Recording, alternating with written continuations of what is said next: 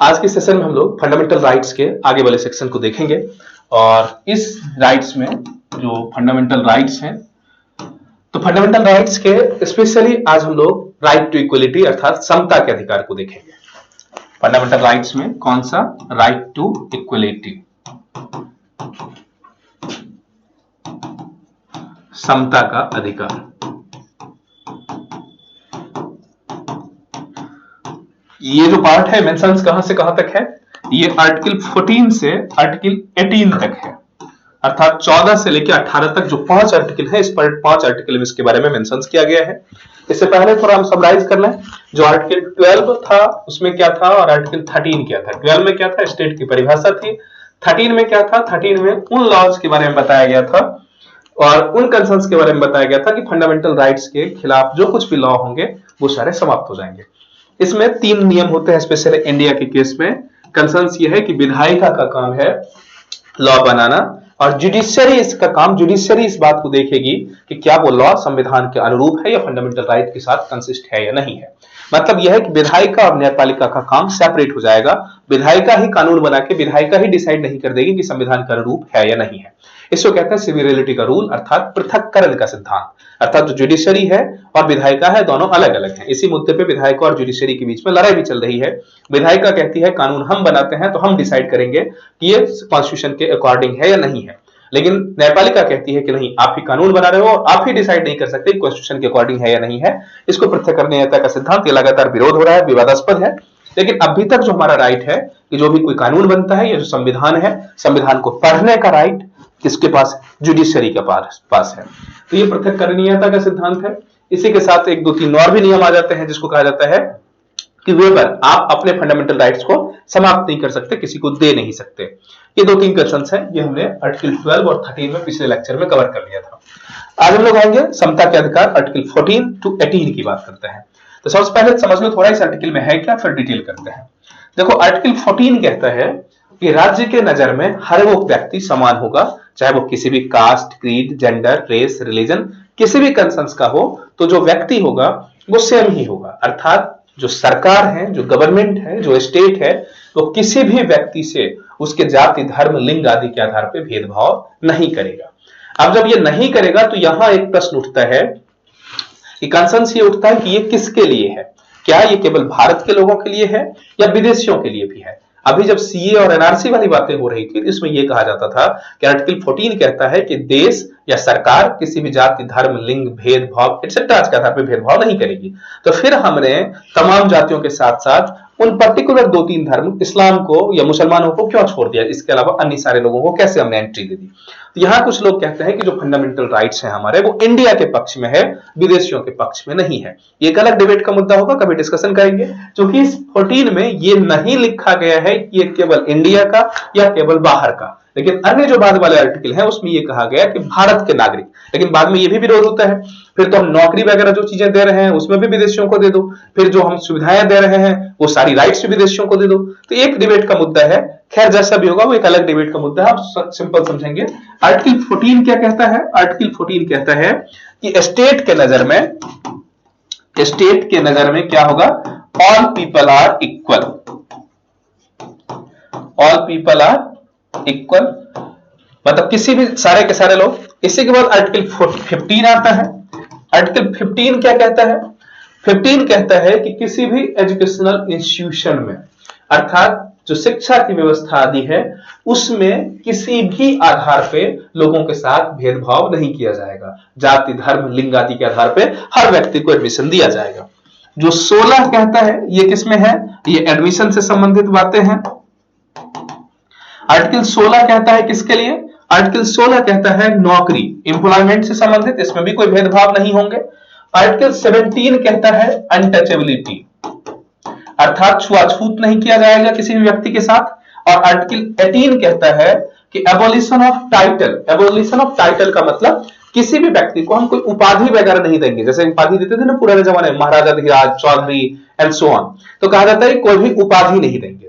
सिर्फ 2 क्षेत्रों को छोड़ के, एक सेना में हम उपाधि दे सकते हैं और दूसरा शिक्षा के क्षेत्र में, जैसे डॉक्टरेट वगैरह की उपाधि दी जाती है। आगे हम इन सब के एक्सेप्शनल जो इसके कंसर्न्स है उनकी भी चर्चा करवाएंगे। अभी बेसिक्स आप ये समझो कि 14 में क्या है कि राज्य के नजर में हर व्यक्ति बराबर है। 15 ये कहता है कि कोई भी संस्था है एजुकेशन एक्सेट्रा में हर व्यक्ति की प्रवेश सुनिश्चित होगी, किसी को उसके जाति धर्म एक्सेट्रा के नाम पे अलग नहीं करेंगे। 16 सरकारी नौकरी से संबंधित है कि नौकरी में किसी व्यक्ति से भेदभाव नहीं करेंगे।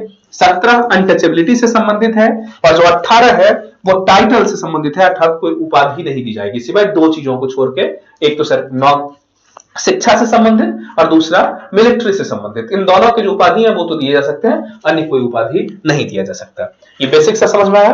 अब हम लोग आते हैं थोड़ा सा डिटेल्ड आर्टिकल पढ़ते हैं, तो लिखते हैं आर्टिकल 14 के बारे में पढ़ते हैं। देखो जो आर्टिकल 14 है इसकी यदि चर्चा करें तो इसमें कहा जाता है कि दो कंसर्न्स होंगे। व्यक्ति राज्य को वंचित नहीं करेगा, व्यक्ति राज्य जो राज्य है वो व्यक्ति को प्रिवेंट नहीं करेगा फ्रॉम टू थिंग्स। क्या टू थिंग्स होंगे? एक तो इक्वलिटी बिफोर द लॉ और दूसरा equal protection of the law. ये दोनों ही मुद्दे अलग अलग हैं।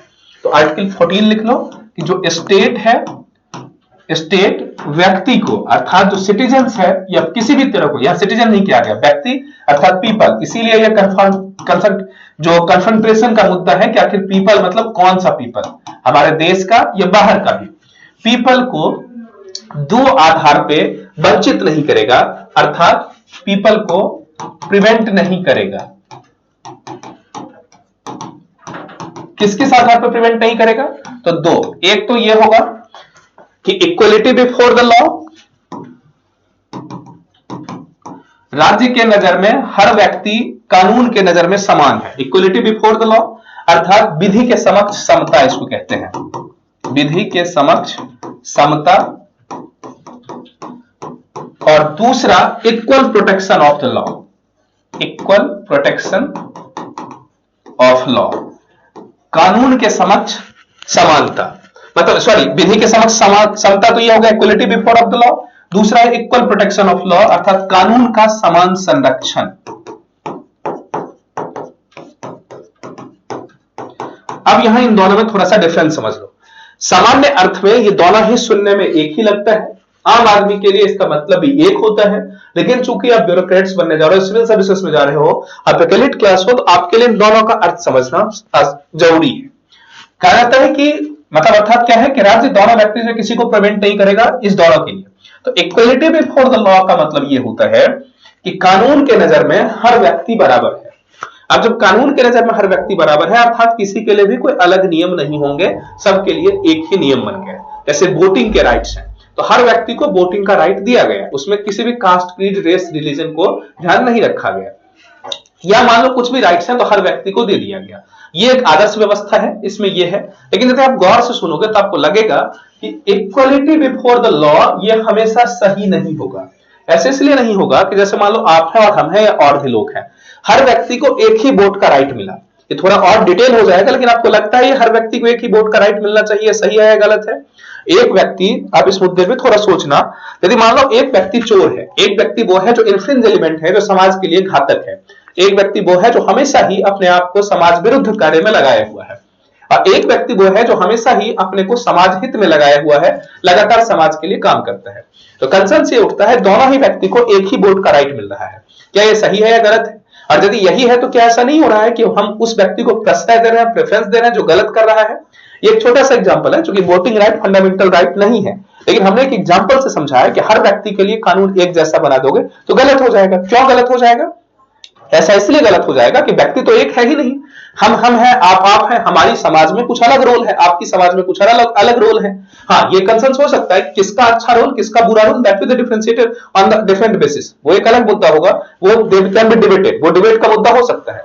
लेकिन प्रश्न ये है कि आखिर ये तो है ना कि हर व्यक्ति डिफरेंट है, तो जब हर व्यक्ति डिफरेंट है तो इक्वलिटी बिफोर द लॉ कैसे हो सकता है? तो ये जो रूल है ये इंग्लैंड का रूल है। इंग्लैंड में यही रूल चलता है, इक्वलिटी बिफोर द लॉ, कानून के नजर में सब बराबर। तो कानून के नजर में सब बराबर तभी हो सकते हैं जब बराबर भी व्यक्ति हो, लेकिन ऐसा तो है नहीं। ऐसे कंसर्न्स में इसकी जो कमी है, इस कमी को दूर किया गया equal protection of the law में, अर्थात कानून का समान संरक्षण, अर्थात कानून हर व्यक्ति को बराबर की सुरक्षा देगा। अब बराबर की सुरक्षा देने का मतलब यह होगा कि व्यक्ति जिस लायक है कानून उस स्तर पे उसकी मदद करेगा। अर्थात जैसे मान लो एग्जांपल के तौर पे आप सोचो, ये अमेरिका का सिद्धांत है, पहले समझ लो इसका अंतर क्या होता है। जैसे मान लो आप एक बहुत कमजोर व्यक्ति हो और एक बहुत ताकतवर व्यक्ति के साथ आपकी लड़ाई हो गई, जो धन बल में भी ज्यादा है, मॉनेटरी पावर भी उसके अधिक है, मसल्स पावर भी अधिक है, बहुत सारी चीजें अलग है। अब कहा जाएगा कि दोनों व्यक्ति के लिए है कि कोर्ट में फ्री है, दोनों लोग कोर्ट जा सकते हो, इक्वलिटी बिफोर द लॉ, अर्थात पुलिस किसी की मदद नहीं करेगी, आप कोर्ट जाइए, वकील रखिए और उसके बाद फैसला आएगा। तो ऐसे कंसर्न्स में जो एक व्यक्ति बहुत ताकतवर है, बहुत धनी है, वो दूसरे व्यक्ति को कोर्ट पहुंचने ही नहीं देगा, या मान लो कोर्ट पहुंच भी गया तो जो धनी व्यक्ति है वो अच्छा सा पावरफुल वकील रखेगा, जो कमजोर व्यक्ति है, जो गरीब व्यक्ति है, वो वकील ही नहीं रख पाएगा। या ऐसे भी कंसर्न्स होंगे कि हाई कोर्ट में आपको केस लड़नी है, आप किसी दूर दराज के ग्रामीण इलाके में हैं, मान लो यूपी के किसी गोरखपुर में आप रहते हो और आपको इलाहाबाद हाई कोर्ट में केस करनी है। एक गरीब व्यक्ति होगा तो वो आ ही नहीं पाएगा इलाहाबाद, लेकिन धनी व्यक्ति होगा आराम से आ जाएगा। तो ऐसे कंसर्न्स में जब आप इक्वलिटी बिफोर द लॉ कर दे तो ये पॉसिबल नहीं होगा। ऐसे कंसर्न्स में इक्वल प्रोटेक्शन ऑफ लॉ करने होंगे, अर्थात वो जो गरीब व्यक्ति है जिसके पास अच्छे वकील रखने के पैसे नहीं है, ये सरकार की जिम्मेदारी बनती है कि उसको अपने अपोनेंट के बराबर वकील रखने की सुविधा दी जाए। इसलिए सरकार अपने कोष से एक अच्छा वकील उसे रख दे या अन्य तमाम सुविधाएं दी जाए जिससे वो अपने अपोनेंट के बराबर आ सके, अदरवाइज तो अपोनेंट की बात ही नहीं होगी। तो कहा जाता है ये अमेरिका का सिद्धांत है। अमेरिका कहा जाता है कि व्यक्ति को कितनी उसकी लेवल है उस लेवल के हिसाब से कानून का मदद करना चाहिए। ऐसा जैसे मान लो एक कंसर्न और भी है, हमारे यहाँ कहा जाता है कि हम लोग जब इस कानून की बात करें इक्वलिटी बिफोर द लॉ, तो मान लो एक पर्टिकुलर अपराध है, उस पर्टिकुलर अपराध, मान लो चोरी की अपराध है या ब्रीच का अपराध है, धोखाधड़ी की अपराध है। अब धोखाधड़ी के एक अपराध में मान लो 1000 रुपए का जुर्माना है। तो अब यदि 1000 रुपए का जुर्माना है या किसी को गाली गलौज या किसी भी मुद्दे में मान लो छोटा सा अपराध जिसमें 1000 रुपए की जुर्माना है। अब मान लो एक आदमी है जो करोड़पति है, वो व्यक्ति ऐसा ब्रीच किया, ऐसा अपराध किया, उसको भी आपने 1000 का जुर्माना लगा दिया। तो इसका मतलब आप उस व्यक्ति को प्रेफरेंस दे रहे हो कि तुम बार बार यही अपराध करो, क्योंकि उसके लिए 1000 रुपए का कोई महत्व नहीं है। लेकिन एक रिक्शा पुलर या एक ऐसे गरीब व्यक्ति जिसके लिए 1000 रुपए बहुत इंपॉर्टेंट है, उसको यदि आपने 1000 रुपए ले लिया तो उसका जीवन बर्बाद हो जाएगा, वो 1000 दे ही नहीं सकता है। तो ऐसे कंसर्न्स में यदि इक्वलिटी बिफोर द लॉ लाएंगे ये गलत हो जाएगा। ऐसे परिस्थिति में क्या होना चाहिए, equal protection of the law, अर्थात गरीब से कम जुर्माना लेना चाहिए और धनी से अधिक जुर्माना लेना चाहिए। हाँ, लेकिन इसकी समस्या क्या है, यदि अकेला यही लागू करवाएंगे तो दिक्कत होगी, फिर तो मनमाना हो जाएगा। और दूसरा कंसर्न है, कोई व्यक्ति ज्यादा पैसा कमाया, मान लो वो व्यक्ति बहुत पैसा कमाया तो अपने दम पे कमाया है, इसने नहीं कमाया तो ये इसकी समस्या है, उसकी समस्या तो है नहीं, तो अब इसके लिए उसके बराबर कैसे कर सकते हो। तो ये जो तमाम कंसर्न्स हैं, तो ये दोनों रूल में कुछ कुछ विरोधाभासी स्थिति है। इसीलिए ये रूल मूलतः कहां का है, इंग्लैंड का, और ये रूल कहां है, अमेरिका का। जब अब दोनों की अपनी अपनी कमियां हैं, जैसे मान लो इक्वल प्रोटेक्शन, क्यों इक्वल प्रोटेक्शन, भाई हमने समाज में अधिक योगदान दिया है तो सरकार को हमें और ज्यादा मदद करनी चाहिए, जिसने योगदान नहीं दिया उसे और ज्यादा सताना चाहिए। तो ये भी गलत है इस आधार पे। तो जो गरीब है या जो कमजोर व्यक्ति है जो समाज में योगदान नहीं दे रहा है उसका क्या होगा, उसको खत्म कर दिया जाएगा। तो ऐसी परिस्थिति के लिए दोनों ही चूंकि एकांगी है तो दोनों को मिलाने का काम किया गया, और भारत में भारतीय संविधान में इस दोनों की बात की गई कि हम दोनों चीजों को रखेंगे। जहां जरूरत होगी वहां इक्वलिटी बिफोर द लॉ करेंगे सामान्य स्थिति में, लेकिन जहां हमें जरूरत लगेगा कि व्यक्ति इक्वल है ही नहीं, वहां equal protection of the law कर लेंगे। इसीलिए हम दोनों ही चीजों को पढ़ते हैं कि आर्टिकल 14 इन दोनों का कॉम्बिनेशन है, मतलब इक्वलिटी बिफोर द लॉ और equal protection of the law.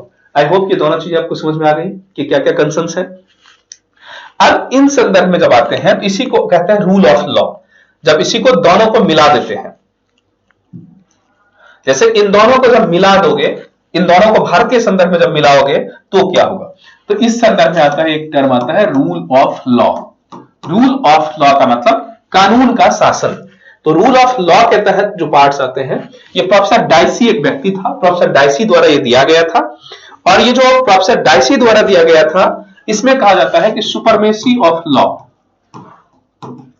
Supremacy of law का मतलब विधि की सर्वोच्चता, अर्थात लॉ जो होगा वो सुप्रीम होंगे। इसमें आ जाता है इक्वलिटी बिफोर द लॉ। ये इंग्लैंड का एक वैज्ञानिक, बहुत बड़े फिलोसफर्स एंड पॉलिटिशियंस थे, डाइसी, उन्होंने बनाया supremacy of the law, equality before the law, कानून के समक्ष समानता। और इसमें क्या है कि जो कॉन्स्टिट्यूशन है, कॉन्स्टिट्यूशन पे अधिक फोकस किया गया। तो ये टर्म्स आ जाएंगे, अर्थात कानून व्यक्ति के हित में कैसे काम करे। मतलब इसको ऐसे भी समझ सकते हो कि रूल को कैसा होना चाहिए, in the interest of people, in the interest of public. ऐसा नहीं होना चाहिए कि against the interest of the people नहीं होना चाहिए, अर्थात जो भी कानून या जो भी नियम है वो किसके खिलाफ सपोर्ट में होना चाहिए, वो व्यक्ति के सपोर्ट में होना चाहिए। अब यहां कंसर्न्स ये होंगे इन दोनों के आधार पे, क्या हम लोग पूरी तरह इक्वल हैं या नहीं है। तो कहा जाता है कि जो इक्वलिटी है, यहां एक क्वेश्चन आता है, इज इक्वलिटी एब्सोल्यूट, क्या जो इक्वलिटी है पूरी तरह हम सारे लोग बराबर हैं या इसमें भी कुछ भेदभाव भी है, कुछ चेंजिंग भी होते हैं। तो कहा जाता है कि इंडिया में इस पे नॉट एब्सोल्यूट, ये एब्सोल्यूट नहीं है, इस पे रीजनेबल रेस्ट्रिक्शन है, रीजनेबल रेस्ट्रिक्शन, अर्थात युक्तियुक्त निर्बंधन है, रीजनेबल रेस्ट्रिक्शन है इस पे। अब रीजनेबल रेस्ट्रिक्शन का मतलब ये होगा, क्या होगा इसमें आधार पे वर्गीकरण कैसे किया जा सकता है, अर्थात ये होगा कि स्टेट, जो स्टेट है वो ग्रुप क्लासिफिकेशन कर सकता है, स्टेट क्लासिफिकेशन ऑफ ग्रुप्स कर सकता है, क्लासिफिकेशन ऑफ ग्रुप कर सकता है, अर्थात राज्य के पास पावर है कि तमाम लोगों में से कुछ लोगों का समूह बना सकता है। जैसे समूह बनाने का क्या मतलब, जैसे आप आरक्षण को ले लें तो ओबीसी में हमने क्या किया, एक क्रीमी लेयर बना दिया, इतने से ज्यादा पैसे हैं आपके पास या इतने से ज्यादा प्रॉपर्टी है तो आपको आरक्षण का लाभ नहीं मिलेगा। ईडब्ल्यूएस हमने बना दिया, इतने पैसे से कम आपके पास राइट्स हैं तो आपको ये लाभ मिलेंगे। तो इसको कहता है युक्त युक्त निर्बंधन, हर व्यक्ति बराबर नहीं हो सकता। और स्टेट इसमें अपना टर्म्स एंड कंडीशन, अर्थात स्टेट क्या कर सकता है, क्लासिफिकेशन कर सकता है, और स्टेट जब क्लासिफिकेशन करेगा तो अपने टर्म्स एंड कंडीशन पर, अपने टर्म्स एंड कंडीशन पर, जो उसके टर्म्स एंड कंडीशन होंगे, जैसा वो नियम बनाए उस आधार पे वो राज्य इसको क्लासिफाई कर सकता है। अब ये जो क्लासिफिकेशन है वो कैसा होना चाहिए, तो क्लासिफिकेशन के लिए ये कहा गया कि क्लासिफिकेशन रीजनेबल होना चाहिए, क्लासिफिकेशन रीजनेबल होना चाहिए। रीजनेबल होने का मतलब एक तार्किक होना चाहिए और ये ऑब्जर्वेबल होना चाहिए, रीजनेबल एंड ऑब्जर्वेबल। आपने किस आधार पे लोगों को अलग किया, किस आधार पे अपनी क्लासिफिकेशंस किया, ये भी दिखना चाहिए। हाँ, इसमें कंसर्न्स ये है कि कुछ भी होगा तो कुछ, जैसे रिजर्वेशन है मान लो, तो रिजर्वेशन में ऑलरेडी हमने ग्रुपिंग बना दिया तो ऑलरेडी है कि कहीं ना कहीं एक व्यक्ति को नौकरी मिल रही है, तो कुछ पॉजिटिव पार्ट तो है कि समाज के उस दबे कुचले वंचित को हमने ऊपर उठाया। लेकिन एक दूसरा भी कंसर्न्स है कि कहीं प्रतिभा का ह्रास भी हो रहा है। तो कंसर्न्स क्या होंगे, तो इसमें सुप्रीम कोर्ट का या बाद में निर्णय आए तमाम कि ये जो रीजनेबल और ऑब्जर्वेबल है ये कभी भी 100% सेटिस्फैक्ट्री नहीं हो सकता, 100% सेटिस्फैक्ट्री नहीं हो सकता। हाँ, हम मान के चलेंगे, हम ऐसा माना जाएगा कि स्टेट ने जो किया है वो अच्छे के लिए किया है और विधायिका या स्टेट को ये राइट दी जाती है कि वो जो करे सामान्यतया, जब तक कि स्पष्टतया वो किसी के खिलाफ नहीं हो, किसी के अगेंस्ट ना हो, तब तक राज्य के कंसर्न्स को हम मान लेंगे। तो 100% सेटिस्फैक्ट्री तो नहीं होगा, बट हम क्या करेंगे इसके लिए, राज्य के कंसर्न को, राज्य के कंडीशन को मान लेंगे, को प्रेफरेंस देंगे। अर्थात हर व्यक्ति बराबर नहीं है, बराबर तो एक कानून की नजर में है, लेकिन यदि चाहिए तो सरकार क्लासिफिकेशन कर सकती है, और क्लासिफिकेशन यदि करेंगे तो उसके लिए जो सरकार रीजनेबल रीजन देंगी वो हमें मानना चाहिए। वो कैसा होगा, वो रीजनेबल एंड ऑब्जर्वेबल होना चाहिए। 100% ऑब्जर्वेबल और रीजनेबल तो हो नहीं सकता, लेकिन सरकार की जो मंशा होगी उस मंशा को हम सही मानेंगे और उसी रेशियो पे हम लोग आगे बढ़ जाएंगे। अब यदि ऐसा है तो समानता के कुछ अपवाद भी हो जाएंगे, एक्सेप्शन, कहां समानता नहीं है, एक्सेप्शन ऑफ इक्वलिटी। इसमें हमने क्या किया, सारे व्यक्ति को हमने समानता माना, लेकिन कुछ एक्सेप्शनल है। जैसे इसी संविधान में जब आर्टिकल 361 पर होगी तो कहा जाता है, आर्टिकल 361 में कहा गया कि जो प्रेसिडेंट है हमारे, जो गवर्नर है हमारे, इन लोगों पे इक्वलिटी का रूल लागू नहीं होगा। अर्थात इन लोगों पे जो क्रिमिनल केसेस है, जैसे हम लोग यदि कोई क्रिमिनल ब्रीच करें, क्रिमिनल राइट, क्रिमिनल ऑफेंस करें, ऐसे कंसर्न्स में हम लोगों पे केस हो सकता है, लेकिन जो हमारे प्रेसिडेंट हैं, जो गवर्नर हैं, इन लोगों को इससे मुक्ति दी गई है। तो 361 में क्या कहता है, प्रेसिडेंट एंड गवर्नर को क्रिमिनल लायबिलिटीज से मुक्ति दी जाती है।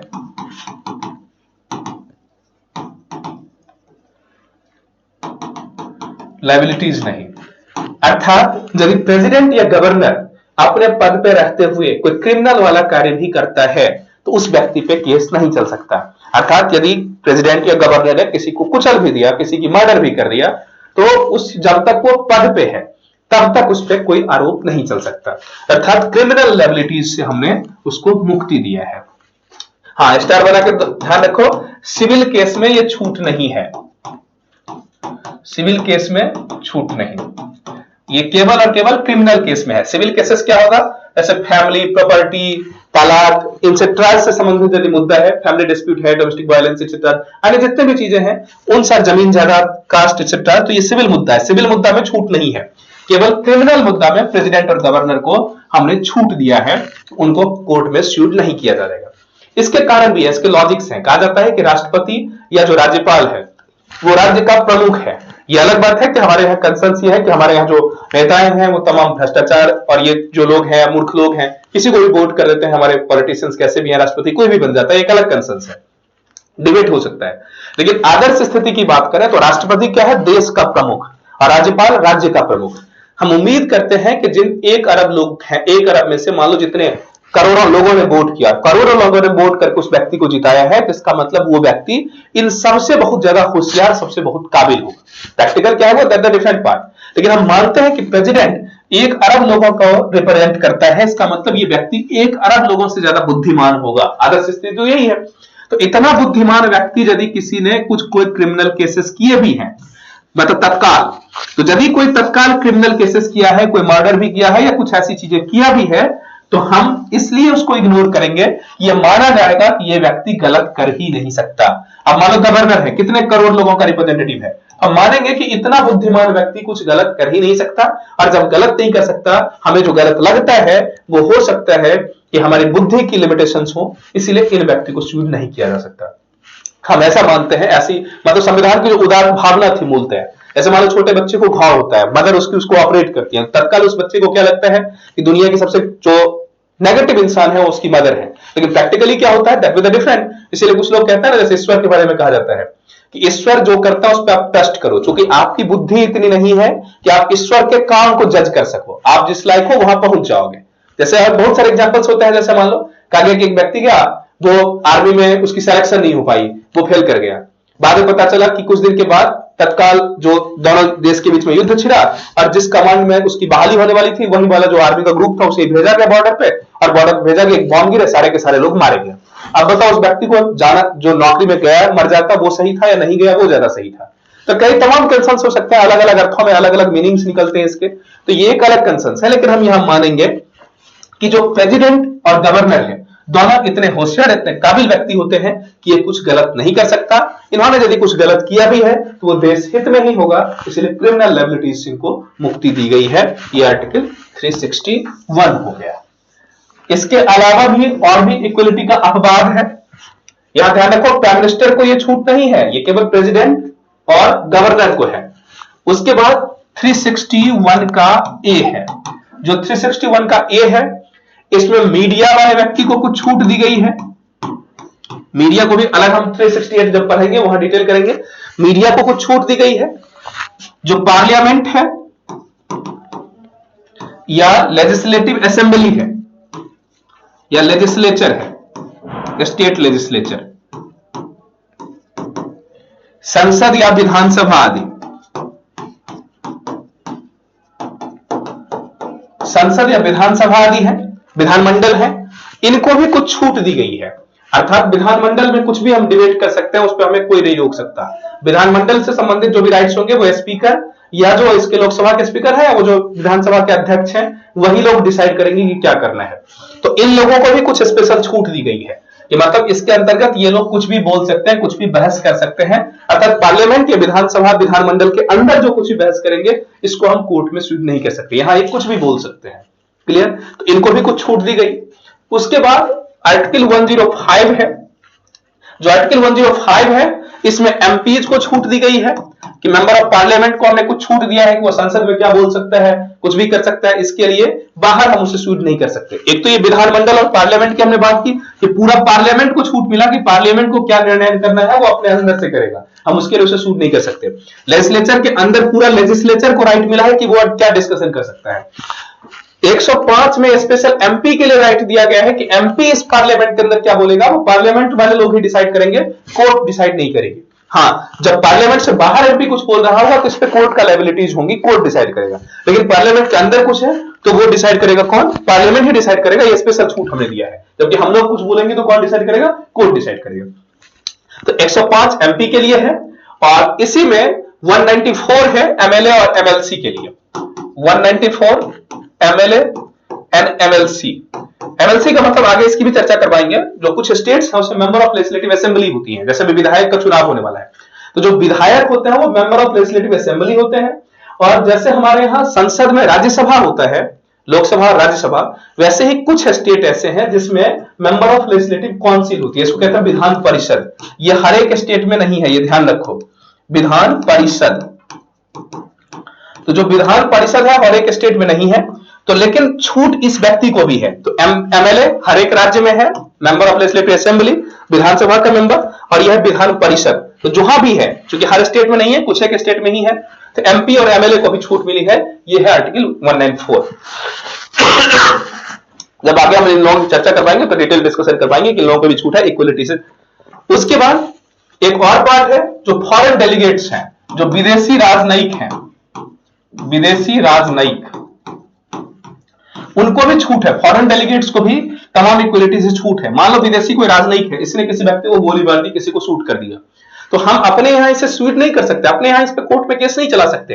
हाँ, ज्यादा से ज्यादा हम ये कर सकते हैं कि इसके सरकार को कह सकते हैं कि जहां का वो व्यक्ति था वो अपने देश में उस पर कानून चले, स्वीट हो सकता है, या फिर मान लो उसका देश भी इस बात से मुक्ति दे दे। हम ज्यादा से ज्यादा यही कह सकते हैं कि तुम हमारा देश खाली कर दो, और एक पर्टिकुलर टाइम के अलावा उसे देश खाली करना होगा, लेकिन हम उसे अरेस्ट नहीं कर सकते। यही कंसेप्ट अभी भारत और कनाडा के साथ हुआ था, जहां कनाडा के राजनयिकों को हमने खाली करवा दिया।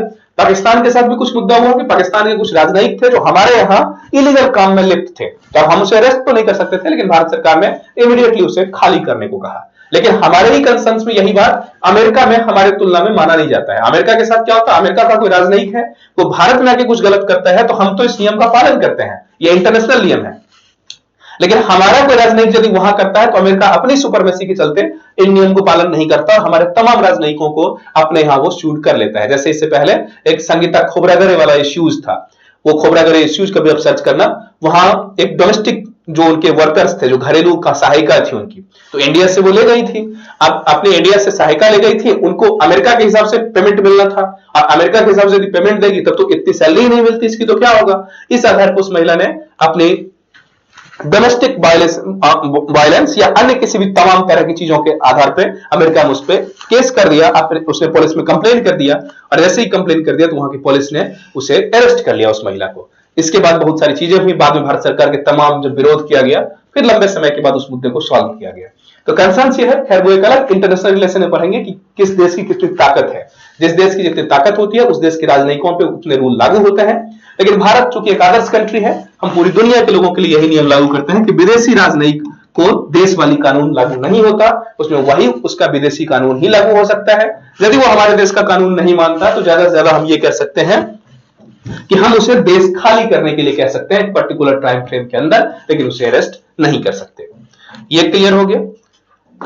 इसके बाद जो समानता का अधिकार है, इसी में हम लोग 2-3 पॉइंट्स और भी पढ़ लेते हैं। जैसे ये तो पार्ट लगभग हमारा क्लियर हो गया कि क्या क्या कंसर्न्स थे। जो फंडामेंटल राइट्स में आर्टिकल 14 है वो क्या कहता है, किसी भी व्यक्ति के खिलाफ आप भेदभाव नहीं कर सकते, कानून का इक्वल प्रोटेक्शन दोगे और इक्वलिटी बिफोर द लॉ होंगे। हाँ, कुछ रीजनेबल उसमें रेस्ट्रिक्शन लगाया जा सकता है, युक्ति युक्त निर्बंधन लगाया जा सकता है।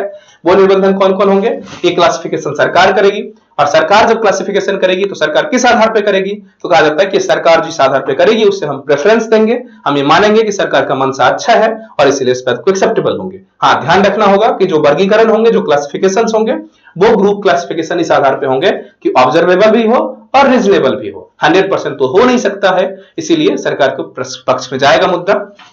फिर हम लोगों ने बात की इसमें अपवाद भी है कुछ। अपवाद कौन है? हमने कहा president, governor, foreign delegates, MP, MLA, MLCs, इन सब चीजों को, इन सब लोगों को कुछ छूट दी गई है। ये हो गया आर्टिकल 14। इसके बाद इसी मुद्दे के साथ हम लोग आते हैं आर्टिकल 14, आर्टिकल 15। ये जो आर्टिकल 15 है, यहां से स्पष्ट हो जाता है ये नागरिकों के लिए है, ये हमारे देशवासियों के लिए है। इसमें खास तौर पे किससे संबंधित है? एजुकेशनल इंस्टीट्यूशन से संबंधित है, एजुकेशनल इंस्टीट्यूशन में प्रवेश से।